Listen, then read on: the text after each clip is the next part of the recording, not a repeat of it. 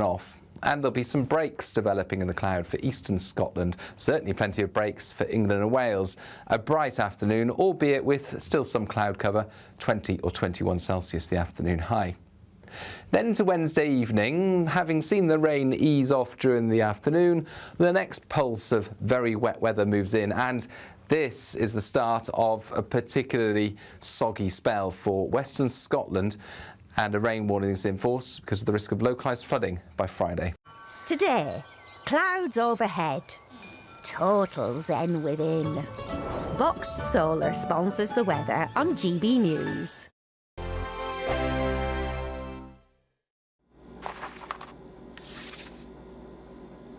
Crash Law 24 sponsors GB News Traffic and Travel Report.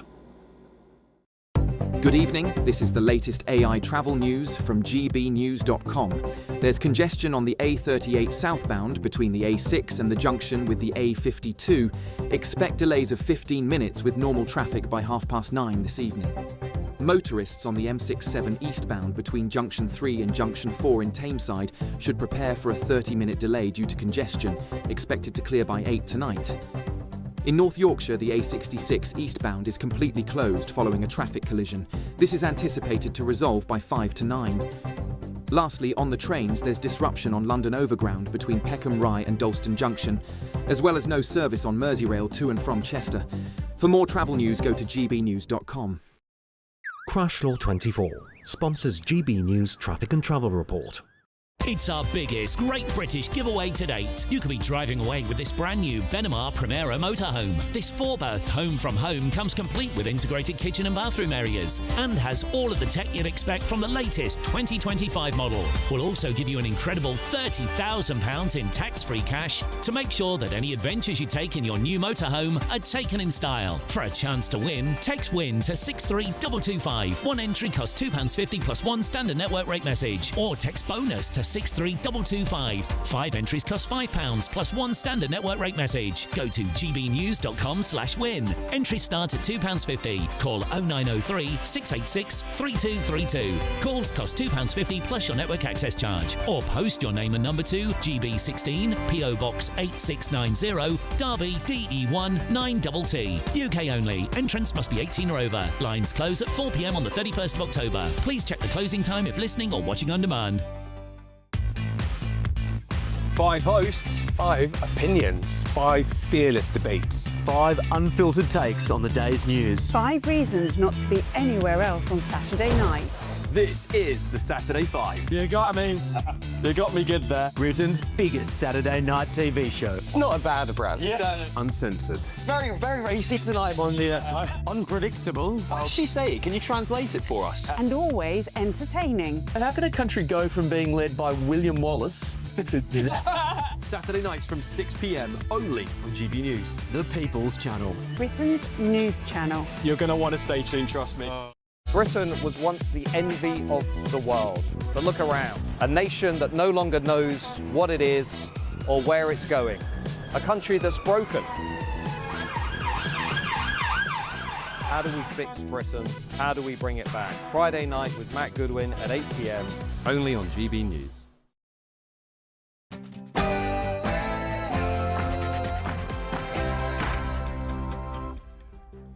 Hello there, happy Tuesday to you. It's 6 o'clock, I'm Michelle Dewberry, and this is Jubes and Co coming up tonight. Today, of course, it was the turn of Prime Minister Keir Starmer to address the Labour Party conference. I've got to tell you, I thought it was quite bizarre, and his words have sparked huge concern among many and accusations of encouraging violence against Reform UK, their members and their supporters. Let's take a look. And there was huge progress last night on a potential peace plan in the war in Gaza, but something that's raised the eyebrows of many was the involvement of Tony Blair in the new so-called Board of Peace. Let me ask you this. Is a man who many people blame for much of the destabilisation in the Middle East really the man to help fix it? And we need to talk about the rapidly increasing sums of money that people will need if they want to retire comfortably. Let me tell you, it will make your eyes water.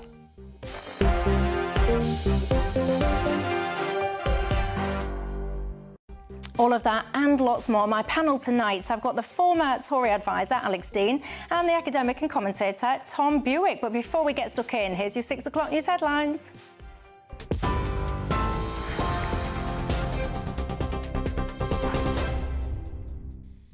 Michelle, thank you, and a very good evening to you. The top story tonight at 6. Sir Keir Starmer has vowed that Labour will take the fight to reform UK, telling his party conference in Liverpool that Britain faces a choice between renewal or decline. The Prime Minister singled out Nigel Farage as his principal opponent, accusing him of having no faith in Britain. If you say or imply that people cannot be English or British because of the colour of their skin, that mixed heritage families owe you an explanation, that people who've lived here for generations, raised their children here, built their lives here, working in our schools, our hospitals, running businesses, are our neighbours. If you say they should now be deported, then mark my words, we will fight you with everything we have, because you are the enemy of national renewal. Nigel Farage has since responded, claiming that Sir Keir Starmer's comments are, he says, an absolute disgrace. He also says the Prime Minister is inciting and encouraging the radical left, directly threatening the safety of Reform UK campaigners. Well, Sir Keir Starmer also pledged earlier a shift from Tony Blair's university target, with 2/3 of young people to pursue either higher education or gold standard apprenticeships. On migration, he admitted Labour will face uncomfortable choices, saying the party once patronised working people and had to change. And with the budget looming, Sir Keir Starmer warned the tough decisions will keep coming, but promised never to lose control of the economy. Turning to the US, and Donald Trump is pushing what he calls an amazing Gaza peace plan, giving Hamas just 3 or 4 days to respond.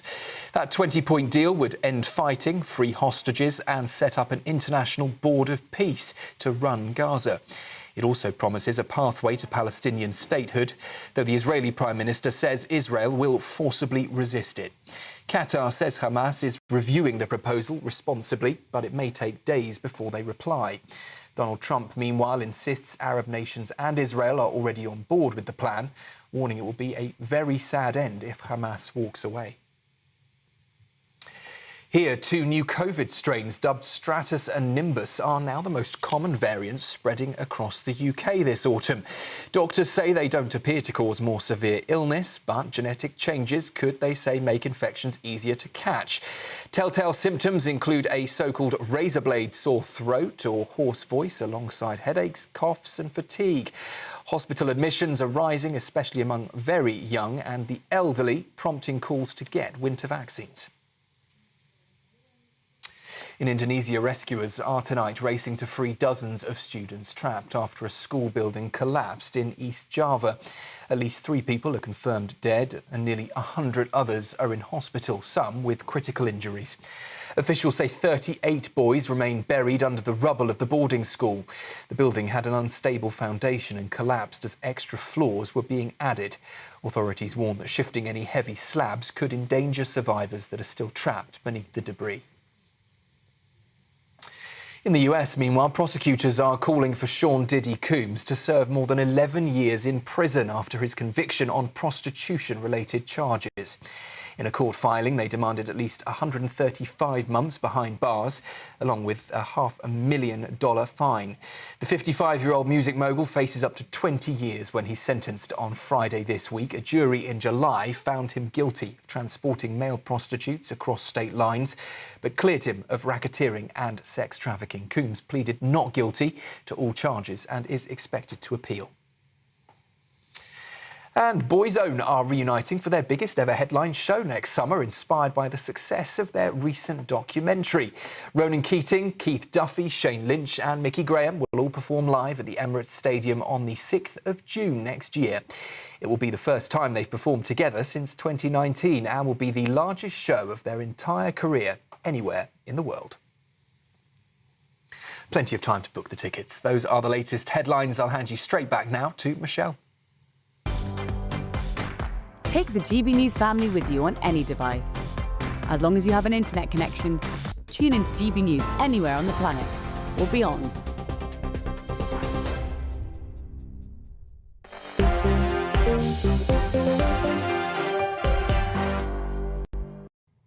Thank you very much for that. I can't lie, though. You've just ended your bulletin talking about Boyzone, and now I just want to go and sit down and start singing to myself and looking back at all my posters that I used to have on my walls. I remember those days. That's nostalgia for you, isn't it? People are booking all these tickets to all of these bands from years gone by because we all probably want a little bit of escapism from the absolute ridiculous clown world that we currently find ourselves living in.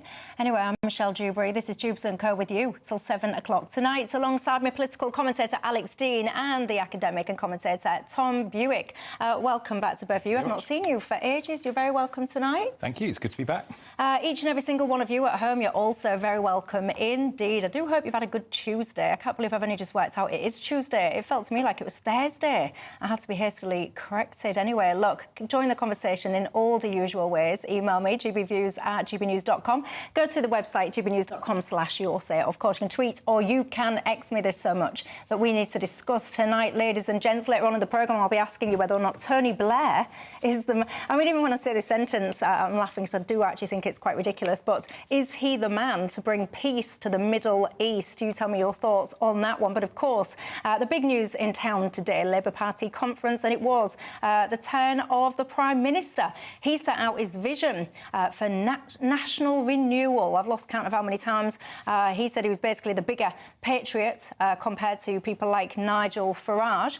But I can tell you right now, it wasn't really the content and some of the policies and all the rest of it that Keir Starmer was discussing that's caught the headlines and the conversation tonight. It was actually some of the rhetoric that he was using. Let's just take a listen. We can all see that the country faces a choice, a defining choice. Britain stands at a fork in the road. We could choose decency, or we can choose division, renewal or decline. And there's more. If you say or imply that people cannot be English or British because of the colour of their skin, that mixed heritage families owe you an explanation, that people who've lived here for generations, raised their children here, built their lives here, working in our schools, our hospitals, running businesses, are our neighbours. If you say they should now be deported, then mark my words, we will fight you with everything we have, because you are the enemy of national renewal. I can tell you now, right, there really has been a huge reaction. I shall play you the response from Nigel Farage, because he hasn't received Keir Starmer's, and it's not just Keir Starmer's, by the way, other people, David Lammy, I'll come to him in a minute, but Nigel Farage, let's listen to how he responded to some of what's been said today. This language will incite and encourage the radical left. I'm thinking of Antifa and other organisations like that. It directly threatens the safety of our elected officials and our campaigners. And frankly, in the wake of the Charlie Kirk murder, I think this is an absolute disgrace. I used to think the Prime Minister was a decent man, somebody that I could talk to and chat to. We might disagree on worldview, but I thought he was a profoundly decent human being. I am completely shocked at his behaviour.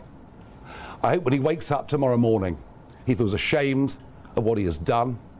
This is a desperate last throw of the dice from a Prime Minister who's in deep trouble, a Prime Minister who can't even command the support of half of his own party. But I'm sorry to say, I now believe that he is unfit to be the Prime Minister of our country. Right, I hope you're sitting comfortably, because I do have a few more clips to bring in before I bring in my panel, because I think it's important for you to understand the context which we are now discussing. David Lammy, earlier on today. I will leave it for the public to come to their own judgments about someone who once flirted with Hitler Youth when he was younger. That is for the public. Right, so now we've got accusations of people flirting with the Hitler Youth. Listen to David Lammy, what feels like 5 minutes later then. He has denied it, and so I accept that he has denied it, and I would like to clarify that position, because in the end the Prime Minister was keen for us to focus on the policies, not the individual. I mean, Guys at home, what do you even say to this? What is your thoughts? What are your thoughts on what you're hearing? I want you to join the conversation in all the usual ways, because I think there's a lot to unpack on the basis of this speech today. So join the conversation. But for now, Alex Dean, your thoughts? My thought is that Nigel Farage is right about this being dangerous. I'm looking at an exchange on Twitter, now X. Someone in response to the Prime Minister's speech comments, "Nobody can stop Farage now," to which the reply from someone else is, "A sniper rifle." Right? Our Prime Minister is taking this path after the murder of Sir David Amess because of what he believed and what he stood for, after the very different person, murder of Jo Cox, for what she believed and what she stood for, and in the same month as the murder of Charlie Kirk, for what he said and for what he stood. And I think he should really reflect on the fact that he believes that he wants a less divisive, less personalised politics. And the person who is the most divisive, most personalising person in British politics right now is our Prime Minister, because of the speech he and his colleagues gave today. Tom? I do hope we'll come on to some of the policy content as well in the speech today. But look, I mean, just as the Prime Minister said that he regretted the comments about the island of strangers because of its reference to Enoch Powell, I think he will come to regret some of the things he said today in the hall. I do think there, as ever with political parties, there are advisors and people around the leader who have decided on this strategy of labelling Nigel Farage as a racist. But I can say here categorically, you know, as somebody that was once a member of the Labour Party for 27 years, I'm not anymore. I consider myself, Michelle, almost part of the unreconstructed left. You know, I didn't get the memo about wokery and all of that. I voted for Brexit. I stood for the Brexit Party. I got to know Nigel a little bit, not a huge amount. But I know that if there's one thing Nigel Farage is not, he's not a racist. And I think there can be a debate about whether some of the fellow travellers, just as there were around UKIP, around Brexit, around, you know, centre-right politics, that there may be some racists or people with racist intent. But that's a different debate from whether or not we have a political leader of a legitimate political party who is putting forward policies, by the way, many of which I disagree with. But I think to go after the man rather than playing the ball is something that is just not the British way of doing things. It is absolutely a string of ad hominems. And I agree with you, it's a misstep, this speech. But it's a misstep because he and the party leadership in our government seem obsessed with Farage. And you're right to say that you might want to talk about the policies in the speech, but I'm afraid most people won't be listening to the policies now. Sir Keir Starmer is our Prime Minister. He has an enormous majority.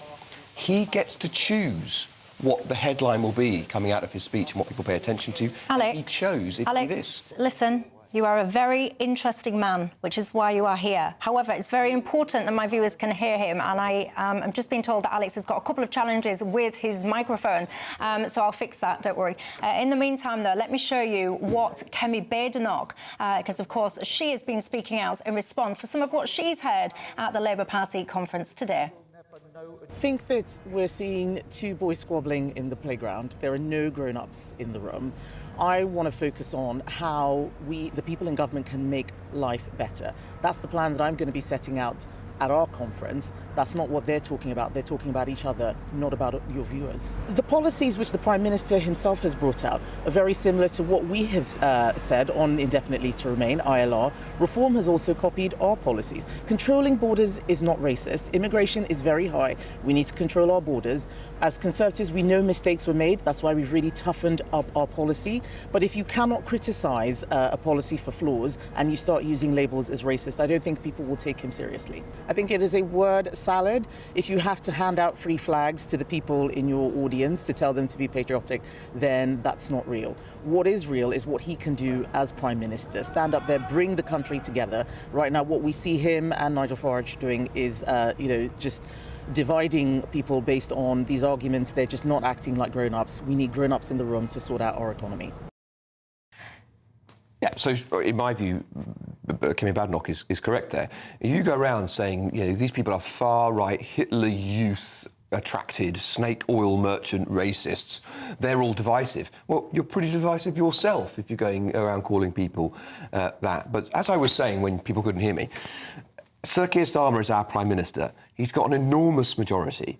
When you're in that position, you get to choose the headline that will emerge from the party conference centrepiece that you give. And he has chosen to have coverage of him lashing out at a party with 5 MPs. Not only does it demean him, in my view, it means that however good the policies might be in the speech that he gave, no one's going to be listening. They're going to be listening to what we're seeing on our screen right now, Farage and Starmer. Back in 2019, I ran for election in my hometown of Hull. I've never been interested in politics for politics' sake, but I've always been passionate about my hometown and trying to make it better. Some of you might remember, if you followed the campaign at the time, I spoke out at length. It was absolutely vile. It was so vile. I mean, you've got to remember this was back in 2019. We were constantly called racist. Some of my volunteers, when they were putting leaflets through letterboxes, they had the doors open, the leaflets scrunched up, thrown at them in the street, yelled that they were racist. They were spat at. We had a van spat at. I remember handing out leaflets at one point with my friend's mum, who, no offence if you're watching, Babs, it's fair to say you're a pensioner now. We were squared up to by huge grown men, told that we were scum, that we were not welcome in this city, that we were fascist, you name it. I had volunteers that were pensioner age that were frightened. They didn't dare come out and leaflet. And I mean, that was in 2019. And the key issue that many people were talking about then was Brexit. So I worry for volunteers, I worry for campaigners that just passionately want politics to be done differently in this country. It is a democracy. And I'm telling you, and we have this conversation day in, day out, you have to watch your language. How dare Keir Starmer sit there and basically start crying when Elon Musk beams into a conference and starts talking about fighting, and then literally turn around as well and say today that he's going to fight with everything that he's got because people that disagree with him politically are the enemy. It's absolutely shocking. We will continue this conversation after the break.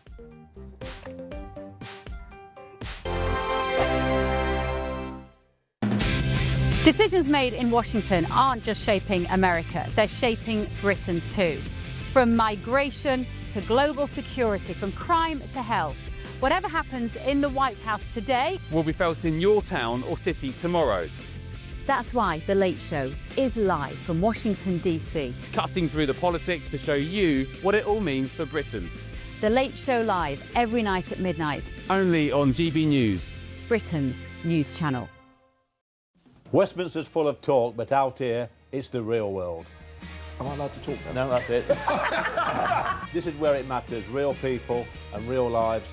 That's what politics is all about. In fact, has Trump made a good start? No. Straight answers, no spin, and just a couple of pints. How many fingers have I got up? About 10. So join me for Lee Anderson's Real World every Friday at 7 p.m. only on GB News. The People's Channel, Britain's news channel. You want to know what's really going on in the corridors of power? Labour don't know what to do with you half the time, and that makes you quite lethal in the chamber. Get behind the headlines with Chopper's Political Podcast. Join me, Christopher Hope, as I sit down with the great and the good of British politics. We'll see where this ruling takes us. These are the stories shaping our nation. Chopper's Political Podcast, available now on all platforms. Listen in and stay ahead. Exciting news. Every Friday, my Patrick Christie's Tonight Show is going to have a twist to it. We're welcoming some special guests. You. That's right, on Fridays I'm going to be doing my show in front of a live studio audience because this show is about you and what you have to say. It's going to be the same big debates, same big topics, same big opinions. But every Friday night at 9 p.m, you are invited to come on down to Patrick Christie's Tonight to be a part of the action. Only on GB News, the People's Channel, Britain's news channel. At GB News, we love to hear from you, our loyal community.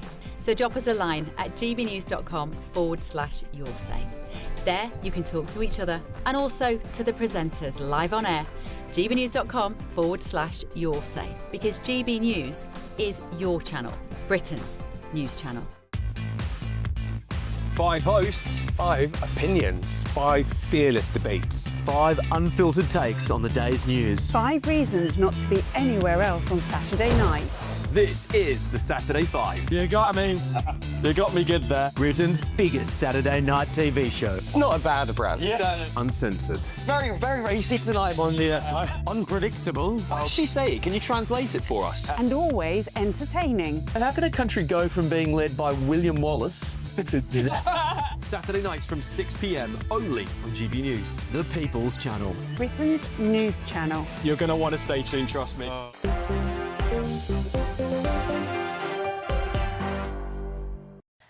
Hello everybody, welcome back. Michelle Dewberry, Alex Dean and Tom Buick. Adrian has been in touch, one of my viewers, and says, Michelle, Labour are dragging politics down to a level that has never been seen before. It does feel like they are inciting violence against other MPs. Surely, he says, there should be standards that should be met. This is disgraceful. Of course, I'm sure that if a Labour MP was here, they would say that they're not trying to incite violence.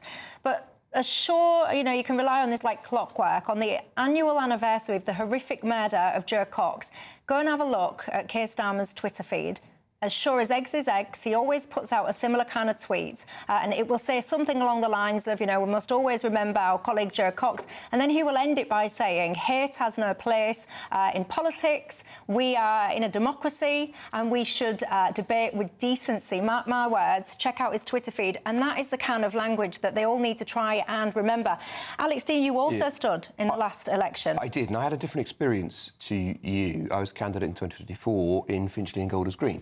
And the reason there was a vacancy on my side in political life is that Mike Freer, who had ably served that constituency for a long time, was effectively hounded out of public life.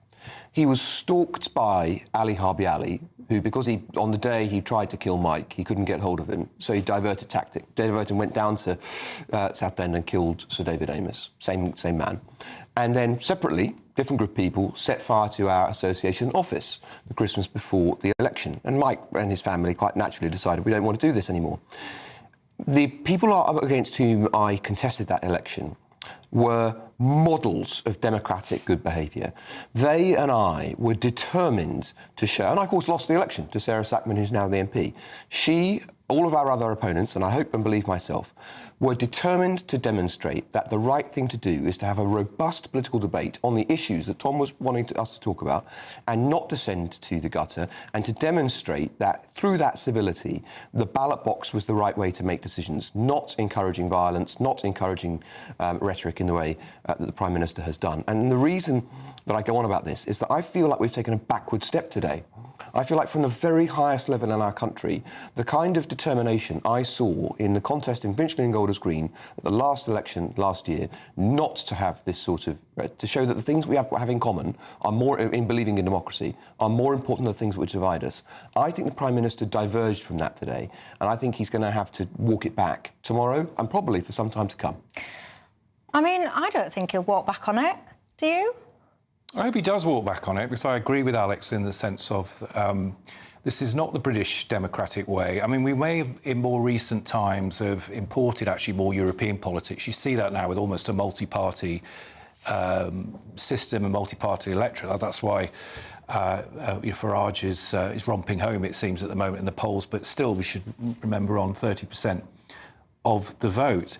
But historically, you know, what has really marked out our politics is that politicians of all stripes have entered into that battle of ideas with good grace and civility. And yes, it's always been quite rumbustious about competing visions about the future of our country, but it's always come down to an argument about those policies. So, for example, you know, just coming back to policy and today, I do think Starmer really put forward a change of direction, actually, for this Labour government, away from this sort of metropolitan, Oxbridge-educated elite in Whitehall. I think he's opening comments about how the state over many decades has let working class communities down, whether that's Hillsborough, whether that's Grenfell.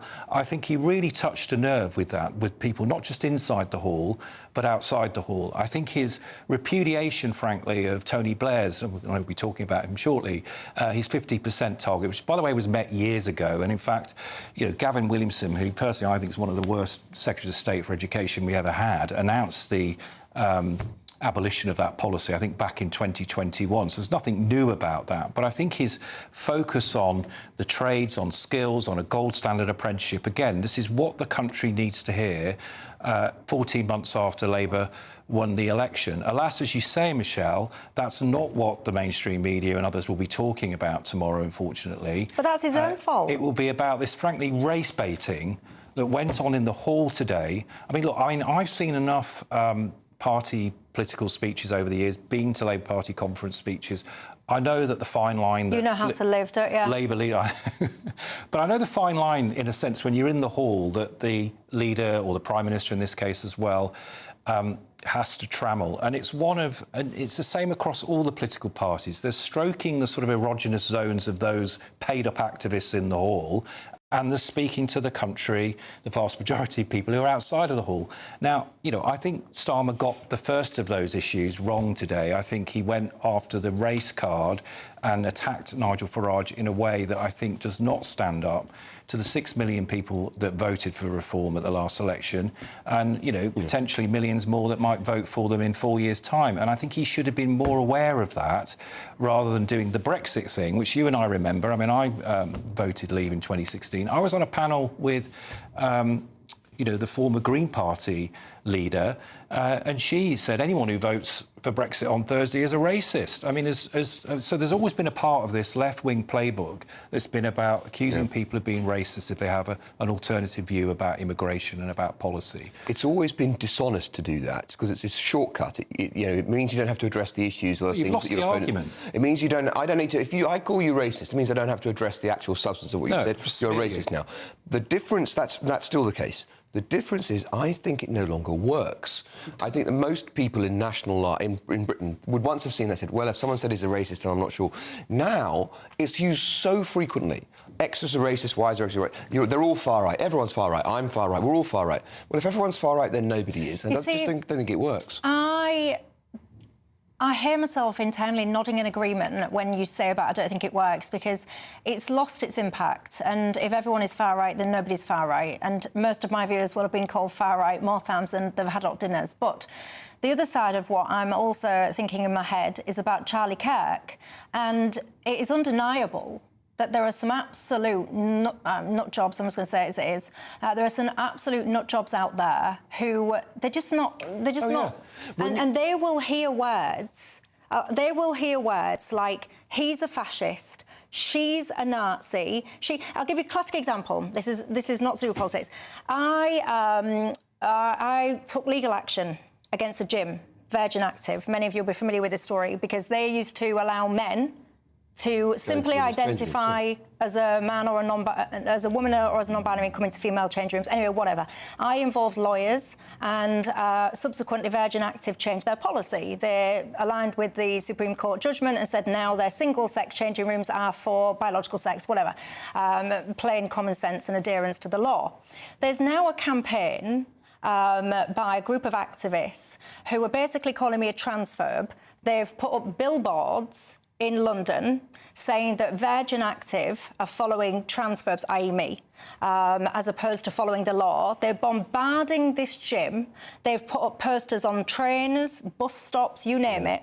And they are planting the seed that I'm a transphobe, I'm a transphobe, I'm a transphobe. And my point here is that these words, to many people, they'll just be like, oh, whatever, it's lost its resonance. Yeah. But there are people out there that see the words, she's a transphobe, he's a Nazi, they are a fascist, and they will genuinely think, maybe there might be some suicide mindset of their own, and they might genuinely think, do you know what, if I take hair out, if I take that transphobe out, I'll go out on a blaze of glory. If I take that fascist out, I'll go out on a blaze of glory. And it's dangerous. Which is precisely what happened with Charlie Kirk, it would seem, and it's precisely... the Prime Minister could hardly have had a stronger example of why he should not do what he did today, calling Nigel Farage and people who voted with him, embrace the policies of defending our borders and wanting to control migration, calling them racist. He could not have had a stronger example than what happened to Charlie Kirk.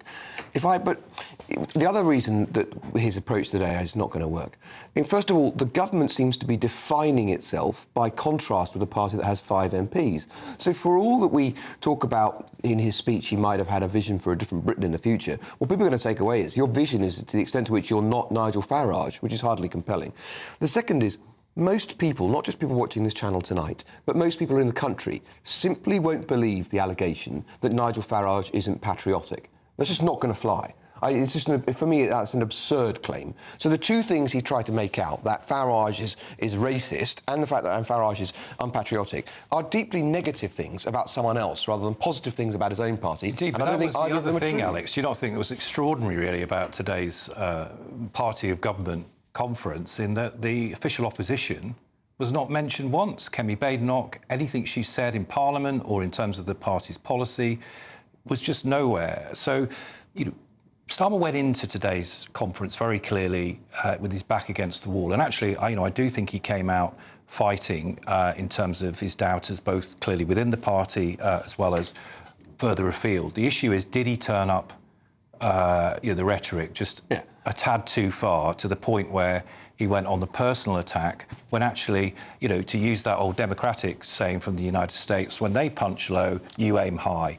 That is really what we should have seen from our Prime Minister today. And we didn't. And we didn't see that. He certainly came out punching, but he came out fighting like a bloke who starts a pub fight, and you're as likely to clock a bystander or the barmaid as you are the person that's in your sights. I just thought it's such a reductive thing for him to have done. And if you're one of the millions of people who put your trust in this country in Keir Starmer, a good slug of those people will be saddened today by that approach, because they'll say, well, I wanted Labour in, I wanted the Tories out. I was a Tory, I get it, 14 years of government and so forth. I wanted the Tories out. That was the alternative. But for him to go around calling someone I think is quite reasonable a racist and so forth, I think it's wrong.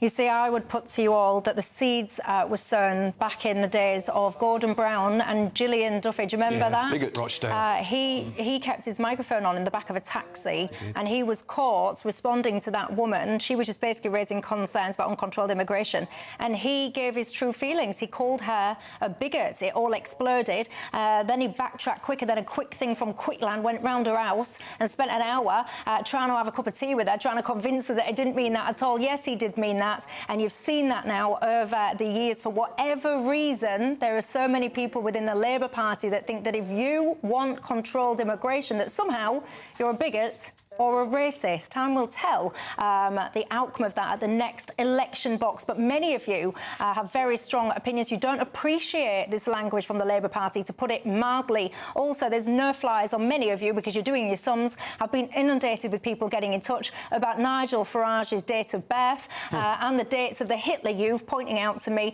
that they simply do not align, and it wouldn't have even have been possible. I hear you, worry not. Coming up after the break, just when you think you've heard it all, ladies and gents, the latest plan when it comes to peace in the Middle East is to appoint Tony Blair, the man that many of you will say is responsible for the lack of peace in much of the Middle East. Well, he is now going to be joining a so-called peace board. See you in a minute.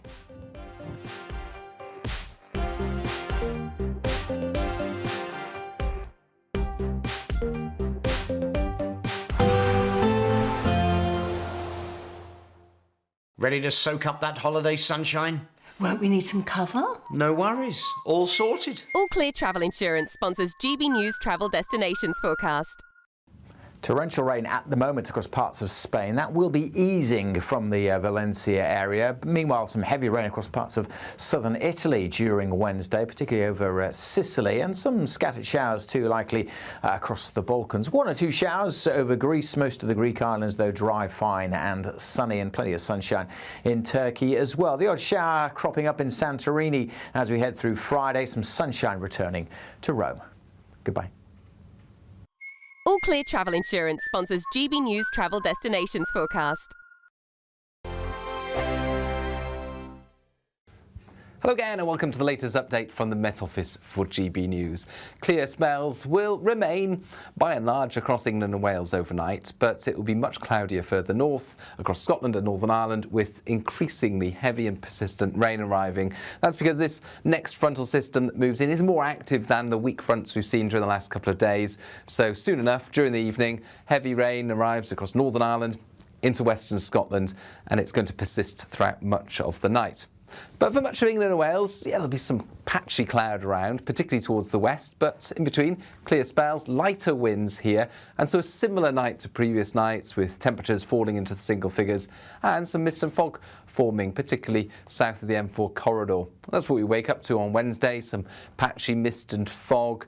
It will last for the first few hours of the day before eventually lifting. Not everyone will see the fog. There'll be some sunshine out there from the word go. Areas of cloud affecting parts of Wales into northern England. Rain just fringing upon Cumbria as we begin things, but it's wettest across western Scotland, Northern Ireland and northern Scotland first thing. Actually, the morning is the wettest period because the rain does tend to ease a little into the afternoon. It's not going to disappear entirely, but we end up with on and off mostly light rain for Northern Ireland and for much of Scotland, particularly towards western parts. Eastern and northern Scotland turning brighter with actually still some warmth here. The warmest air will be towards the south where we see some sunshine after those mist patches, 20 or 21 Celsius possible. Thursday then starts in a similar fashion with clear spells and some mist patches in the south, heavy rain across northern parts of the UK, and that rain really is going to accumulate across much of Northern Ireland and Scotland, particularly western Scotland. A rain warning in force, risk of localised flooding by the time we get to Friday.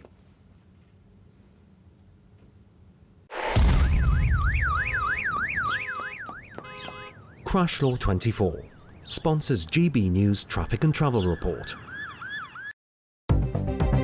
Good evening, this is the latest AI travel news from GBNews.com. The M8 eastbound is closed at junction 22, so motorists should consider alternatives. There are delays on the M4 eastbound at junction 32 Corryton. The A66 eastbound in North Yorkshire is closed due to a collision. Derby's A38 southbound has 10-minute delays. In Kent, 2 lanes are closed on the M20 westbound between junctions 11 and 10A, causing 40-minute delays. A lane on the M5 between junctions 19 and 20 in North Somerset is closed for a tyre change. And on the trains, London Overground is disrupted between Peckham Rye and Dalston Junction, and Merseyrail has delays to and from Chester. For more travel news, go to gbnews.com. Crash Law 24 sponsors GB News Traffic and Travel Report.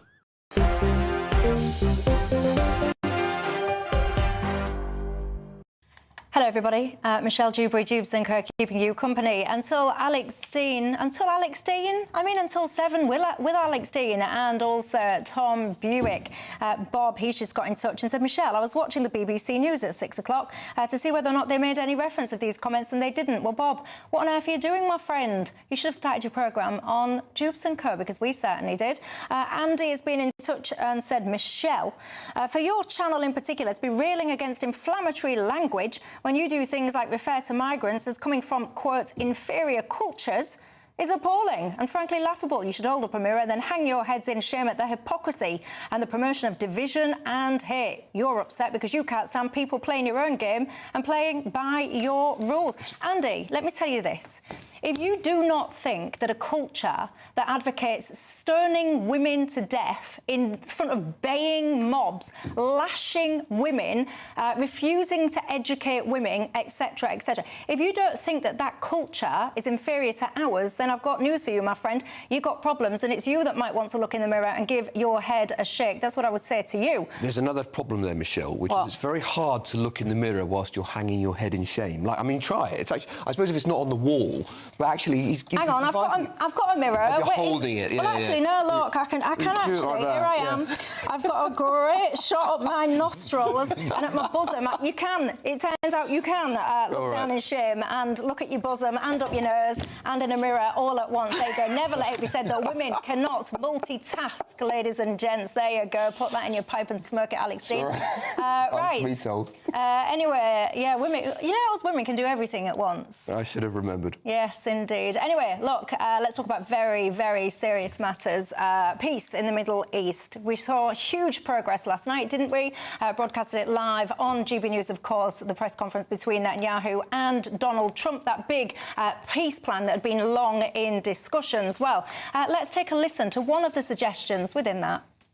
To ensure the success of this effort, my plan calls for the creation of a new international oversight body, the Board of Peace, we call it, would be headed by a gentleman known as President Donald J. Trump of the United States. And one of the people that wants to be on the board is the UK former Prime Minister, Tony Blair.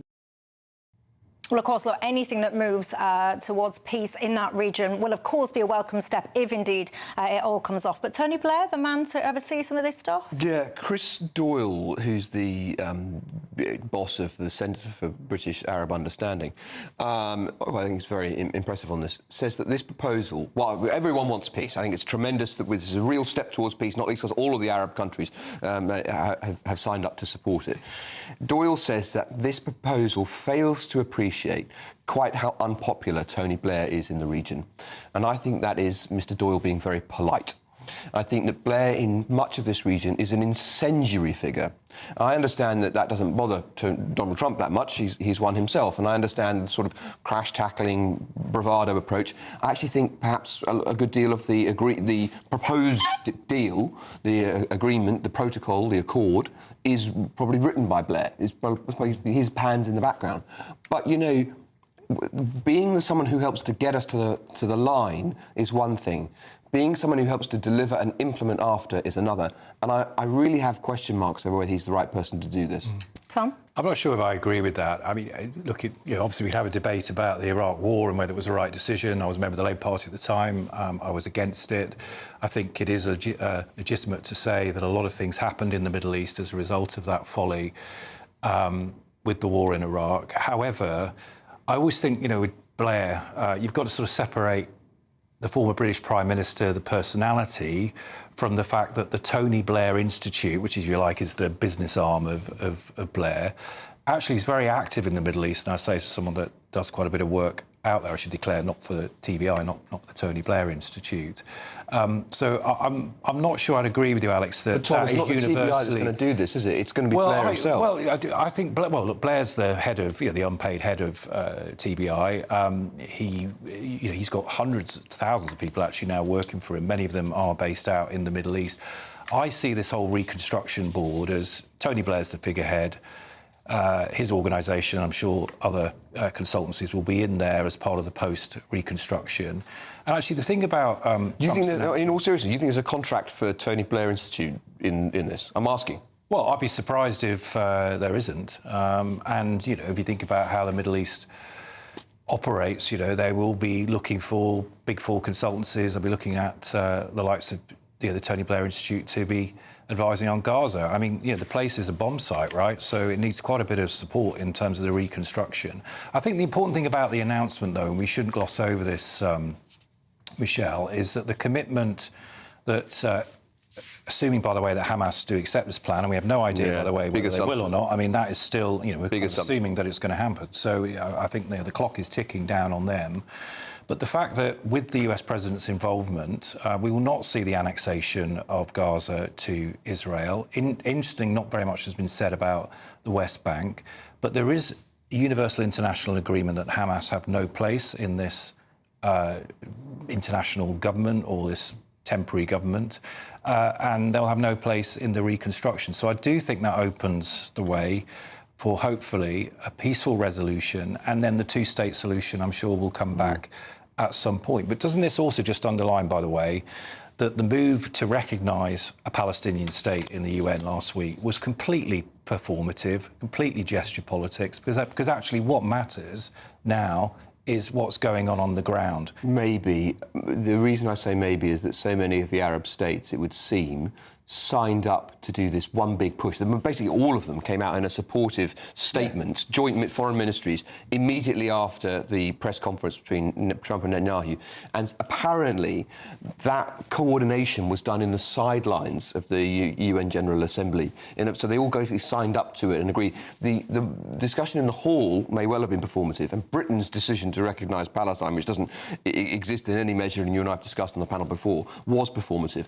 But in the sidelines, it seems that they made some real progress towards a peace deal. And my goodness, we've got to hope it works, because for the people on the ground, the choice, whether they like it or not, is Tony Blair and co and this deal and the IDF withdrawing, or a pasting to finish off Hamas and perpetual occupation by the IDF. Those are your choices. Now choose. Well, there you go. How do you think it will all play out? And tell me your thoughts in particular as well about Tony Blair being involved. He seems to get himself involved in absolutely everything, that fella, doesn't he? Anyway, look, I've got to tell you as well, you can hear directly from the Prime Minister, interviewed by Christopher Herb. That's get yourself up nice and early. You don't want to miss this one, ladies and gents, from 6 a.m. in the morning. There you go. Get your alarm clock set, get your pyjamas on and be prepared. I'm sure it'll be absolutely riveting. There you go. Anyway, we're going to take a quick break. We've got lots to discuss. Do you know how much you're going to need for retirement if you are so-called Gen Z, or if you've got one of those as a grandkid or whatever? It's eye-watering. I'll see you in a minute.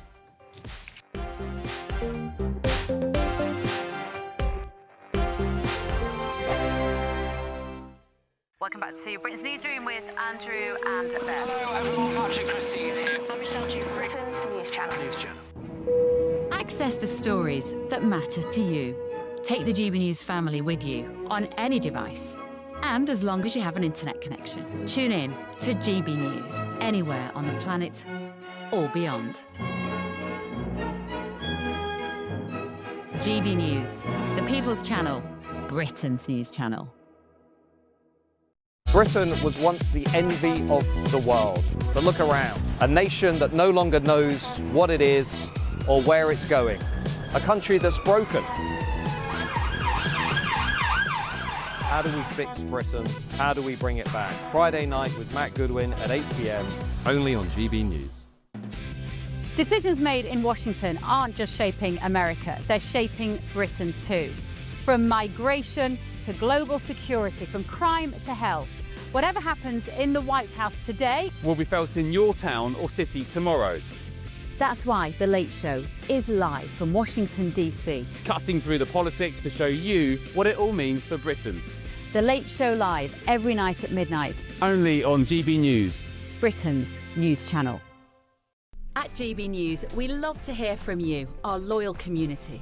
So drop us a line at gbnews.com/yoursay. There you can talk to each other and also to the presenters live on air. gbnews.com/yoursay, because GB News is your channel, Britain's news channel. Westminster's full of talk, but out here, it's the real world. Am I allowed to talk now? No, that's it. This is where it matters, real people and real lives. That's what politics is all about. In fact, has Trump made a good start? No. Straight answers, no spin, and just a couple of pints. How many fingers have I got up? About 10. So join me for Lee Anderson's Real World every Friday at 7 p.m, only on GB News. The People's Channel, Britain's news channel. Join me, Nana Okoye, for an informative, interactive news programme with a difference. It's fun. No, you didn't say that, Dave. I'm so surprised. I think there's an element of truth to that. Join me from 3 p.m. every weekend, only on GB News, Britain's news channel. Mornings don't have to be tiresome, especially if you have the right company. Wake up to news as it happens, opinion and debate, and of course, a little bit of entertainment too. Because when the kettle's on, we're on. That's Breakfast on GB News, a show worth waking up for. Every morning from 6 a.m. Only on the People's Channel, Britain's news channel. We'll spread the news, you spread the word.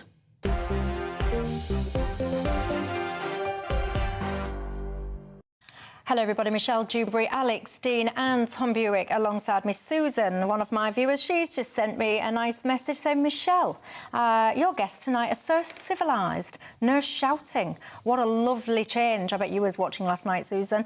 She says, 2 gentlemen. That's nice, isn't it, ladies and gents? Jay's been in touch as well and said, Michelle, I've got to tell you, in my view, the Labour Party conference over the last couple of days, he feels like Labour have alienated thousands more voters and likely just increased support for reform even further, he says.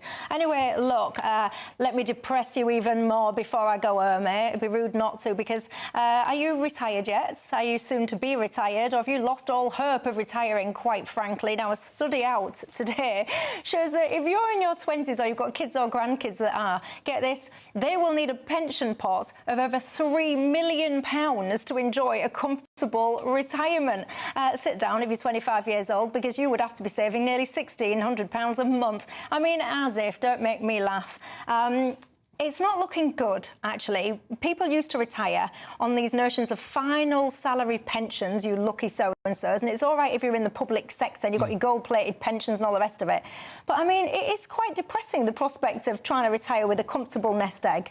Well, it's depressing if these figures are correct, but I just think they're totally unrealistic. I mean, there'll be... Don't rubbish my story, Tom Buick. Well, I'm rubbish the story. Well, it's Rathbone who've done the analysis. Great coverage for them.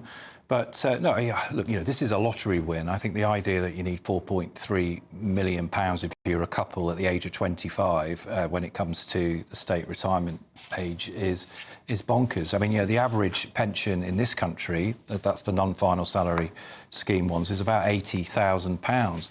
I think the one thing I will say, though, and this is all part of this intergenerational Gen Z versus the baby boomers thing, you know, back in the 90s, home ownership amongst under 35-year-olds was around about 70%. It was very high.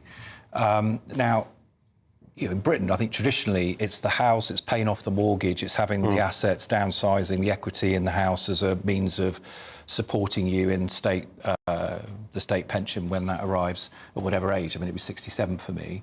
So I do think there's something here about the fact that Gen Z do not have the kind of assets that their own parents and grandparents' generation had. I think that's really the story, not £4.3 million. It's going to be very difficult to persuade people of that age that the capitalist property-owning society works for them if they think they can realistically never own any property. And that's why I think you're right to put these two things hand in hand. I just note that the Labour Party at their conference, which will probably get lost now because of what their leaders decided to do, had something to say about this too, which was that with councils across our country facing bankruptcy in many cases, not least because of the pension liability they have for their own employees. A very significant percentage of debt for local councils is driven by their pension obligation to their former employees. What the Labour Party decided to do at their conference this week was say that councillors will get defined benefit pensions. They'll go into the same gold-plated pot as the public sector workers that service the councils concerned. Madness, in my view, almost completely unscrutinised because of what else they've been saying at conference. Well, there you go. What do you make to it all? Lots of you are getting in touch as well. You tell me that you're waspy women. You're absolutely furious when it comes to your pensions. Also, people getting in touch saying you've lost all hope of ever retiring, quite frankly. And this notion of the ever-increasing pension age is also something that worries you. It's great if you're a typist or whatever. Not so great if you're a roofer, is it? Anyway, look, let me quickly show you this before I go because it caught my eye. This was in London, a former passageway. So you've got to understand what I'm saying here. If you're listening on the radio, you've got 2 houses. Then squeezed between these 2 houses in literally a passage. They've knocked up a 2-bedroom house. It is literally the width of the passage. £1.2 million, near enough. £1.2 million for a passageway that's been knocked up into a house. Ladies and gents, I don't know what to say to everyone about the absolute state of this nation, other than, listen, you stick with me, Jubes and Co. We'll get through this absolute ridiculousness together, so we will. You won't want to miss the next show coming up either, because Nigel Farage, he is definitely not happy with what has been said at the Labour Party conference today. So he is on immediately after me. He will definitely be responding. One of my viewers right now just got in touch and said, Michelle, he feels that what was said at the Labour Party conference today is much worse than what Elon Musk was saying the other day. But for now, gents, thank you. Gentlemen, as Susan called you earlier on. Thank you very much. Thank you to each and every single one of you. I've enjoyed your company. Have a great night. I'll see you tomorrow night.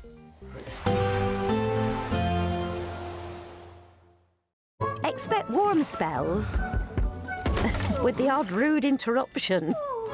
Box Boilers sponsors the weather on GB News. Hello again and welcome to the latest update from the Met Office for GB News. Clear spells will remain by and large across England and Wales overnight, but it will be much cloudier further north across Scotland and Northern Ireland with increasingly heavy and persistent rain arriving. That's because this next frontal system that moves in is more active than the weak fronts we've seen during the last couple of days. So soon enough, during the evening, heavy rain arrives across Northern Ireland into western Scotland, and it's going to persist throughout much of the night. But for much of England and Wales, yeah, there'll be some patchy cloud around, particularly towards the west, but in between, clear spells, lighter winds here, and so a similar night to previous nights with temperatures falling into the single figures and some mist and fog forming, particularly south of the M4 corridor. That's what we wake up to on Wednesday, some patchy mist and fog. It will last for the first few hours of the day before eventually lifting. Not everyone will see the fog. There'll be some sunshine out there from word go. Areas of cloud affecting parts of Wales into northern England. Rain just fringing upon Cumbria as we begin things, but it's wettest across western Scotland, Northern Ireland and northern Scotland first thing. Actually, the morning is the wettest